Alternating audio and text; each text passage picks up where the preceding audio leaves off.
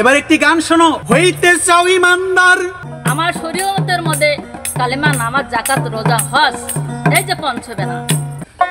হুদাহুদি এমনি এমনি অনুমান করে নামাজ পড়ে কোনো লাভ নাই, কারণ 40 বছর এক ব্যক্তি নামাজ পড়েছিল, নবীর সাহাবী, নবীজি বলেছিল তোমার নামাজ হয় নাই। যতই মারিফত করো না কেন, যদি তুমি মুসলমান পন্থী হয়ে থাকো, মুসলমানের ঘরে তোমার জন্ম হয়, এটা তোমার পালন করতেই হবে। এবার মোল্লা সাহেবের কথা শুনে আমি খুব বড় ব্যথা পাইছি। সে আমার একটি কথা বলল যে পীরের সুরত কি কোনোদিন আল্লাহ সুরত হয়? আমার প্রশ্ন থাকবে, পীরের সুরতে তো আল্লাহ সুরত না, আল্লাহ সুরতেই পীরের সুরত। পীর বুঝতে হবে, পীর হলো একটা ফার্সি ভাষা। পীর মানে হলো একজন বয়োজ্যেষ্ঠজন, একজন মুরব্বী, ধর্মীয় মাস্টার। এই মারিফতের মূল ভার কি? সবচেয়ে বেশি মূল কোন জিনিসটা? ওরে চাও যদি আল্লাহর দিদার, তালাশ করে দেখো রে মন পড়ছো কোন কাতারে। ধন্যবাদ আমার বিপক্ষ সরকারকে, কেননা প্রশংসা করতে গেলেও মন লাগে। যার মনে ভালো আছে, ভালো কিছু আছে, সেই তো প্রশংসা করে। তো ওনার যে পালা করে গেলেন অনেক সুন্দরী হয়েছে, তবে কিছু কিছু কথা আমার তেমন একটা ভালো লাগলো না। কারণ উনি বলেছেন ওনার গানের মধ্যে পাক কালাম বানালেন সাই, কোরআন খুলে দেখো তাই, কি বলেন সাই আপন পাক জবানি। তো আমি বলবো হ্যাঁ, এটা তো আমিও বলি, কারণ আমার রাসূল পাক 50 বছর 3 মাস বয়সে উনি মিরাজে গেলেন। ওনার মিরাজের হুকুম হয়ে গেল। যখন মিরাজে গেলেন, তখন ওই মিরাজেই আল্লাহ পাককে বলেছিলেন, হে আল্লাহ, আমার যারা উম্মতগণ আছে, যেমন আমি আপনাকে সরাসরি দেখলাম, তো আমার উম্মতরা আপনাকে কিভাবে দেখবেন? আল্লাহ পাক বলেছিলেন যে তোমার মুমিন বান্দার জন্য এই 5 ওয়াক্ত নামাজ, এই নামাজ যে দিলাম, এই নামাজ কায়েম করতে হবে, আর এই নামাজের মধ্যেই আমাকে দেখতে পাবে। তুমি যেমন আমার সঙ্গে মেরাজ করলে, আর 5 ওয়াক্ত নামাজ পড়লে আমার সঙ্গে ওখানেও মেরাজ হয়। আমি বলবো আমার রাসূল পাক আল্লাহর সঙ্গে মেরাজ করতে গিয়েছিলেন, আর আমাদের সেইখানে যেতে হবে না, আমাদের ঘরে বসেই মেরাজ হবে। উনি বলেছেন যে এই যে মেরাজ, তুমি এই 5 ওয়াক্ত নামাজ পড়ো, তুমি কি আল্লাহকে দেখেছো? তোমার আল্লাহ দেখতে কেমন, কি চিকন চালাক, আমাকে কি প্রশ্ন করেছে? তোমার প্রশ্ন যেখানে করেছো, যেটা করতে বলেছো, যেটা বলতে বলেছো, ওটা আমি বলবো না। তুমি বলেছো যে তোমার যে পীর, সেই পীরের সুরত, আমি ওটা বলবো কেন? আমার রাসূল পাক যখন মেরাজে গিয়েছেন, সাহাবীগণ বললেন মেরাজ থেকে আসার পর, ইয়া রাসূলুল্লাহ, আপনি যে মেরাজে গিয়েছিলেন, আল্লাহ পাক দেখতে কেমন? আমার রাসূল পাক বলেছিল, হে আবু বকর, ঠিক তোমার মতো। ওসমান গনি জিজ্ঞাসা করলেন, ইয়া রাসূলুল্লাহ, আল্লাহ পাক দেখতে কেমন? আপনি কেমন দেখে আসলেন মেরাজে? রাসূল পাক ওই ওসমান গনিকে এই কথাই বলেছিল, ঠিক তোমার মতো। হযরত আলী ওনাকেও বলেছিল, ঠিক তোমার মতো। তোমার বুঝতে হবে, তোমার পীরের শুরুতে এই মানুষ বানায় নাই, আল্লাহর শুরুতে এই মানুষ বানিয়েছে। কারো পীরের শুরুতে কোনো মানুষ বানায় না, এটা তোমাদের বোঝার ভুল। বলো আল্লাহর শুরুতে আদম তৈরি। আরেকটি কথা বলেছে রুমি সরকার, তুমি যে এই যে গান গাইলা, আমি তোমাকে এই যে একবার দেখলাম, আমার সারা জীবন মনে থাকবে। তোমার শুরুটা কি? তোমার বুঝতে হবে, এই সারা বিশ্ব, সারা জাহান যে আল্লাহ পাক তৈরি করেছেন, যেমন একটি নৌকা তৈরি করতে নিশ্চয় কোনো না কোনো মানুষ তৈরি করেছেন, কেউ না কেউ তৈরি করেছে। তো মিস্ত্রি ছাড়া নৌকা হয় না, মিস্ত্রি ছাড়া ঘর হয় না। যেমন আমি একা একাই তৈরি হইনি, তোমার বিশ্বাস করতে হবে যে একজন আছে, মালিক একজন আছে। তো আমার শরীয়তে বিশ্বাস, আমরা বিশ্বাস করি যে আমার সামনে আল্লাহ, আমার পিছনে আল্লাহ, আমার ডাইনে আল্লাহ, আমার বামে আল্লাহ। এই যে একটা বিশ্বাস, শরীয়তে সবচেয়ে হলো বিশ্বাস। তবে একটি গান শোনো। নবী বিশ্বের লাগিয়া এনেছেন চাহিয়া শান্তি সুধা ইসলাম। নবী বিশ্বের লাগিয়া এনেছেন চাহিয়া শান্তি সুধা ইসলাম।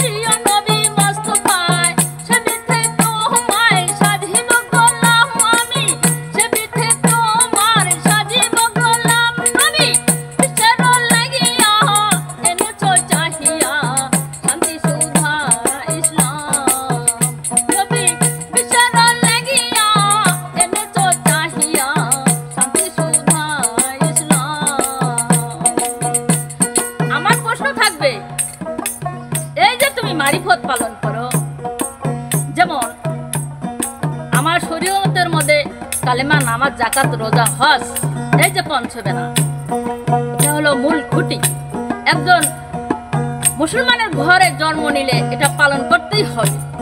যতই মারিফত করো না কেন, যদি তুমি মুসলমান পন্থী হয়ে থাকো, মুসলমানের ঘরে তোমার জন্ম হয়, এটা তোমার পালন করতেই হবে। আর তুমি যে মারিফত করো, এই মারিফতের মূল ভার কি?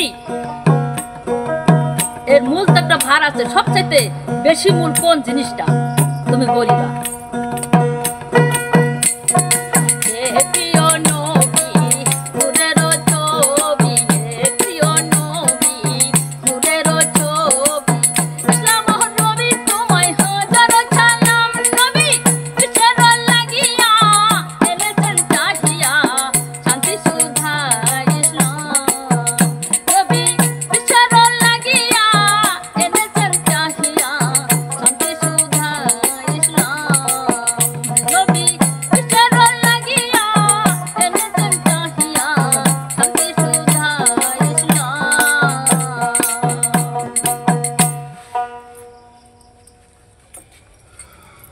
ঠিক আছে, কথা ঠিক আছে, কিন্তু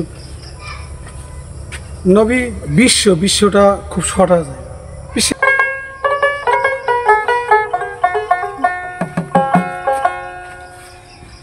এবারে মোল্লা সাহেবের কথা শুনে আমি খুব বড় ব্যথা পাইছি। সে আমার একটি কথা বলল যে পীরের সুরত কি কোনোদিন আল্লাহ সুরত হয়? পীরের সুরতে তো আল্লাহ সুরত না, আল্লাহ সুরতেই পীরের সুরত। পীর বুঝতে হবে, পীর হলো একটা ফার্সি ভাষা। পীর মানে হলো একজন বয়োজ্যেষ্ঠজন, একজন মুরব্বী, ধর্মীয় মাস্টার। কোন ধর্মের মাস্টার? খাঁটি ইসলাম যে, সেই ইসলামের মাস্টার হচ্ছেন পীর মাশায়েখ ওলিয়া উলিয়া। নাইবে রাসূল কারা হয়? নাইবে রাসূল হয় যে পীর যে আলেম, এরাই হচ্ছে নাইবে রাসূল। তবে আধ্যাত্মিক এলমে তাসাউফ, এলমে মারিফাত, এলমে হাকিকত, এলমে তরিকত, প্রথম হচ্ছে এলমে শরীয়ত। এই চারটি যার ভিতরে আছে, তিনি হলেন একজন তাসাউফপন্থী মাশায়েখ। তারই কাছে গিয়ে চেনা জানার খবর জানতে হবে। আমি তাই বলেছিলাম, হুদাহুদি এমনি এমনি অনুমান করে নামাজ পড়ে কোনো লাভ নাই। কারণ 40 বছর এক ব্যক্তি নামাজ পড়েছিল, নবীর সাহাবী, নবীজি বলেছিল তোমার নামাজ হয় নাই।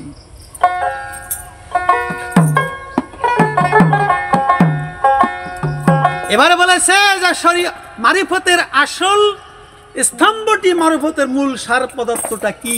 সেটা হচ্ছে ঈমান। ঈমানটা হচ্ছে আমার আল্লাহ এবং রাসূল, এদেরকে ভালোবাসার নাম হচ্ছে ঈমান। সব করলাম, ইবাদত বন্দেগী করলাম, কিন্তু নবী রাসূলকে ভালোবাসলাম না, তাদেরকে বিশ্বাস করলাম না, আমার ঈমান নাই। এবার একটি গান শোনো। হইতে চাও ঈমানদার, ওরে চাও যদি আল্লাহর দিদার, তালাশ করে দেখো রে মন পড়ছো কোন কাতারে। আরে তালাশ করে দেখো রে মন পড়ছো কোন কাতারে। তেহার তুটি কাতার হবে বলছে পয়গম্বর, তেহার তুটি কাতার হবে বলছে পয়গম্বর। হইতে যাও ঈমানদার,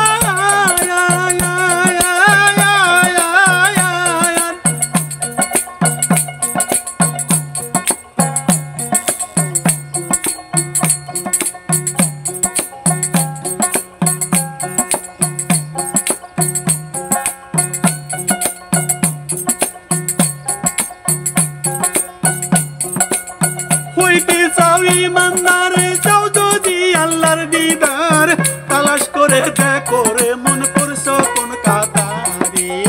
তালাশ করে দেখো মন পড়ছো কোন কাতারে। তেহার তুটি কাতার হবে বলছে পয়গম্বর, তেহার তুটি কাতার হবে বলছে পয়গম্বর।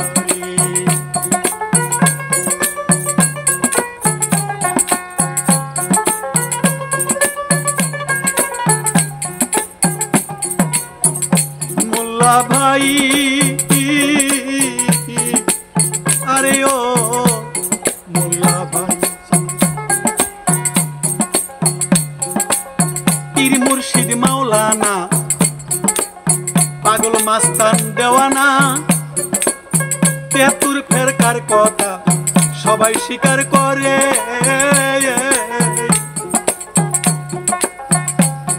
আরে পীর মুর্শিদ আর মাওলানা পাগল মাস্তান দেওয়ানা 73 ফেরকার কথা সবাই স্বীকার করে।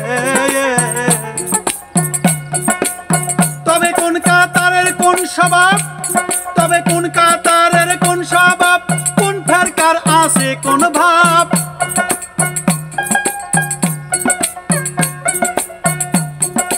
কোন কাতারের কোন স্বভাব, আরে কোন ফেরকার আছে কোন ভাব। আলেম ফাজেল ফকির মাস্তান কেউ বুঝলো না আমারে, আলেম ফাজেল ফকির দরবেশ কেউ বুঝলো না আমারে। তেহার তুটি কাতার হবে বলছে রাসূল পয়গম্বরে, তেহার তুটি কাতার হবে আমার বলছে দ্বীনের পয়গম্বরে।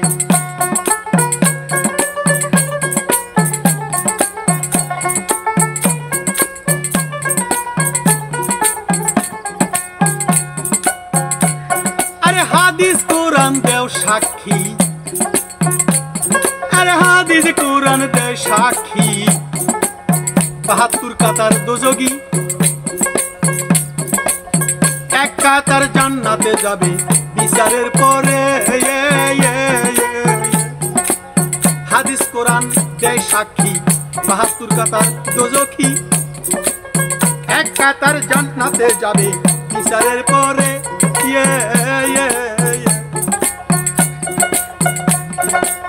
না জানলে কোন ভাবের কোন কাতার, না জানলে কোন ভাবের কোন কাতার, আরে খাটবি তুই ভূতের বেগার।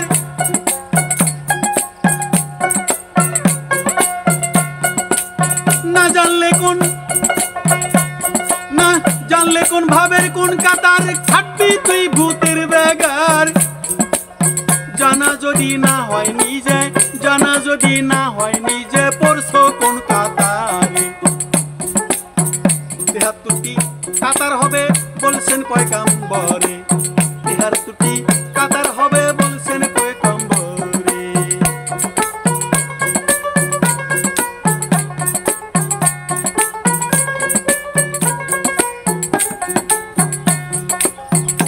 যেমন ওহাবি আর খারেজি, তাবলিগি আর ফরাজি, আহলে হাদিসের ফেরকা আছে সংসারে। মনরে যেমন ওহাবি আর খারেজি, তাবলিগি আর ফরাজি, আহলে হাদিসের ফেরকা আছে সংসারে।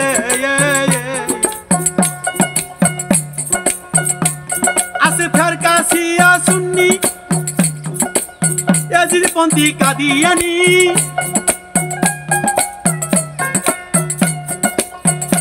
আছে ফেরকা শিয়া সুন্নি, ইয়াজিদপন্থী কাদিয়ানি, আরে খয় হুসাইনি আশেকে রংপুর। তেহার তুটি কাতার হবে বলছে পয়গম্বর। আমি মোল্লা সাহেবকে বলবো, তুমি বলেছো মারুপত বা মূল স্তম্ভটা কি মারুপতের? সেটা মারুপতের হচ্ছে এক ঈশ্বর, এক সৃষ্টিকর্তার কাছে ছাড়া তারা ফকির দরবেশ মনি ঋষি যারা আল্লাহর ওলি ছিল, তারা এক মাওলার কাছে ধ্যানের ভিতরে তার কাছে ছাড়া কারুর কাছে তারা মাথা নত করেনি, এক একেশ্বরের দিকে তারা ধ্যান করে আছে, তাদের ইমানটাও এক। আরো অনেকভাবে অনেক সাধকে বুঝাইতে পারে। মারুপতের স্তম্ভ হচ্ছে বলতে পারে যে সেটা হচ্ছে জিকির, এটাও বলতে পারে। তা আমি তোমার এই প্রশ্নের জবাব আমি দিলাম, এবার আমি তোমাকে প্রশ্ন করব। আরো তুমি বলেছো যে আবু বকর বলেছিল যে হুজুর আল্লাহ পাককে দেখেছেন, কার মতো? বলেছেন তোমার মতন। আরে তোমার মতন ঠিক আছে, কিন্তু তুমি তো না। এটা নবীজি বুঝ দেওয়ার জন্য কইছে, সাহাবীরা সান্ত্বনা পাবে, সাহাবীরা সেই বিশ্বাসে আরো ইবাদত বেশি বেশি করবে। এই জন্য বলছে তোমার মতন আসলেই আদম আসুরাতিহি, আদমের সুরতটা তৈরি হয়েছে আল্লাহ রুহের সুরত থেকে। তাহলে আদম আলাইহিস সালামের যে সুরতটা আল্লাহ পাকের রুহের সুরত দিয়ে সৃষ্টি হয়ে গেল, তাহলে দুনিয়ার মানুষের যে সুরতটা এটা আল্লাহরই সুরত, আল্লাহ রুহের সুরত থেকে আসছে।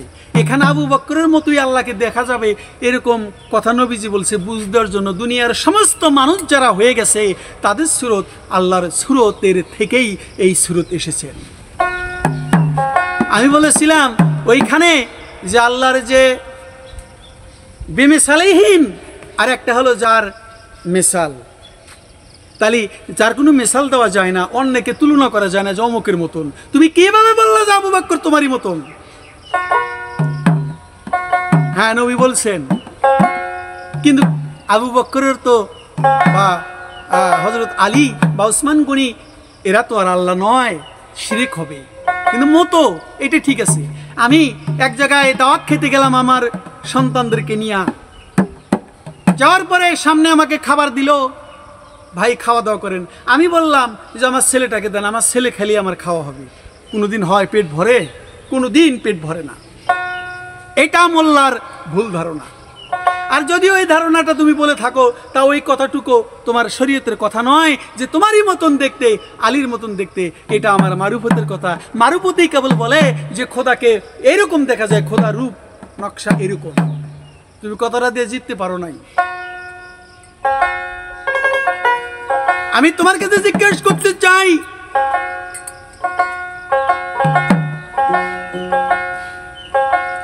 শরীয়তের একজন বিশিষ্ট মাওলানা, হাজার হাজার প্রমাণ আছে, সেই মাওলানা একজন পাগলের কাছে গিয়ে তার চরণের ভিতরে পড়ে গেল। আমি বুঝতে পারি নাই, আমার যাহা কিছু অর্জন করেছিলাম সারা জীবন সব শেষ হয়ে গেছে। তুমি আমাকে তোমার অন্তরের যে তোমার যে ভিতরে যে স্তম্ভগুলি খুঁটিগুলি আছে, আসল কার্যকলাপ, আসল বস্তুটা, সিহা আমাকে দিয়ে তুমি আমাকে ধনী বানায় দাও পরজগতে। আরে বাতিল ফেরকা আগে সার, বাতিল ফেরকা আগে সার, পাঞ্জাতনের রাস্তা ধর, দয়াল নবীর মহব্বত কর, বলি মন্তরে নইলে নইলে কাবা কুরআন রোজ, নইলে কাবা কুরআন রোজা নামাজ যদি করো মাওলার কাজ কাবা, নইলে কাবা কুরআন রোজা নামাজ ওরে যতই করো মাওলাজির কাজ, কিছুতেই নামাজ আরে কিছুতেই নাজাত দিবে না বলছে রশিদ সরকারি। তেহার ছুটি কাতার হবে বলছে পয়গম্বরী, তেহার ছুটি কাতার হবে বলছে পয়গম্বরী, তেহার ছুটি কাতার হবে বলছে পয়গম্বরী। এই পর্যন্ত জিজ্ঞাসা করে আমার মাওলানা